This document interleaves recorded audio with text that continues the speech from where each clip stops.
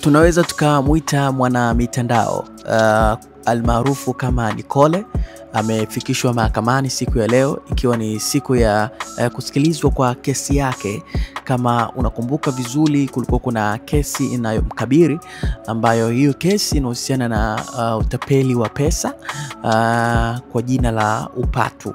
Kulikuwa kuna michezo inachezwa kwenye mitandao ya kijamii, kuna magrupu yameanzishwa ya WhatsApp, and then mnakuwa mnachanga pesa, anapewa mtu kulingana na majina ambayo yamepangwa kwenye huo mchezo. Sasa uzuri ni kwamba kwenye serikali yetu ya Tanzania hiyo haiko. Ni kitu ambacho hakipo na hakiruhusiwi kisheria. Kwa hiyo kulipotokea sasa sintofahamu baada ya wale ambao walikuwa wanacheza michezo kwa Nicole ama kwa jina ya maarufu kama upatu, walipoona wamezurumiwa, wakatengeneza mazingira ya kumkamata na kupelekwa pale Oysterbay Nicole. Sasa leo ni siku ambayo Nicole amepelekwa mahakamani kusikilizwa kwa kesi yake, namna ambavyo itaendeshwa, na lakini pia ni namna gani ambavyo hao ambao walipaswa kulipwa pesa zao watapataje vipi pesa zao, ikiwa ni mwezi wa Ramadhani. Na Nicole ameoneshwa kutokupendezwa na watu ambao wanamrecord, akaonyesha kwamba hii inamfanya anakuwa hayuko sawa, kwa sababu haoni sababu yoyote ya yeye kuwa mitandaoni.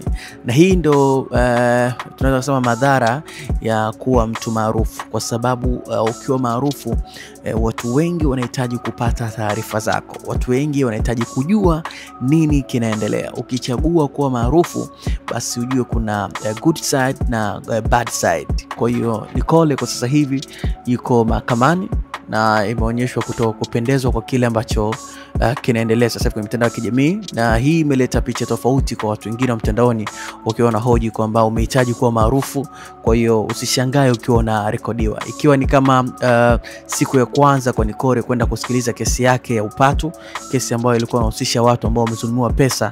Na kama unakumbuka inavyosemekana kwamba Nicole alikuwa anataka kutoroka, amekamatiwa airport akiwa anaelekea Nigeria, ni kama watu wamemchoresha, and then akakamatwa akapelekwa Oysterbay. Na leo imekuwa ni siku ya kwanza kwa Nicole kupelekwa mahakamani kusikilizwa kwa kesi yake, na huu ni mwezi mtukufu.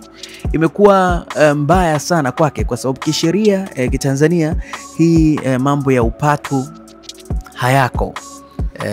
Hayako mambo ya upatu, na sijajua nini kitaendelea baada ya hapa, lakini serikali nadhani ya Tanzania iko makini, na naamini kupitia hili watu wengi basi wamejifunza.